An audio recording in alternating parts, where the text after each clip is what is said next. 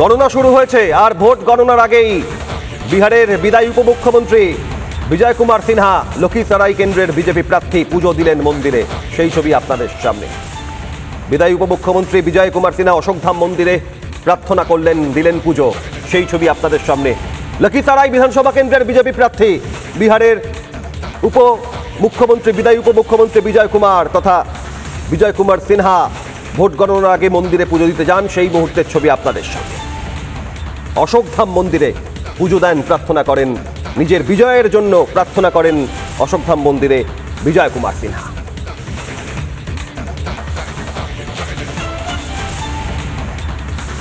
যে ছবি আপনারা দেখছেন, অশোকধাম মন্দিরে সাত সকালে প্রার্থনা করলেন আরতি, দিলেন পুজো।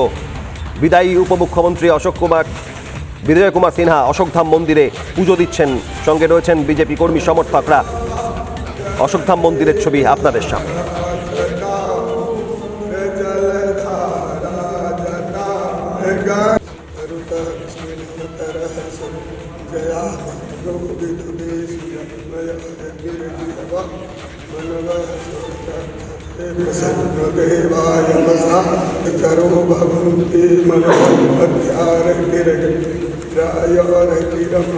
ভোট গণনার আগেই ভোট গণনা শুরু হয়েছে আর আজ সাত সকালে অশোকধাম মন্দিরে প্রার্থনা করেন, পুজো দেন, করেন আরতি।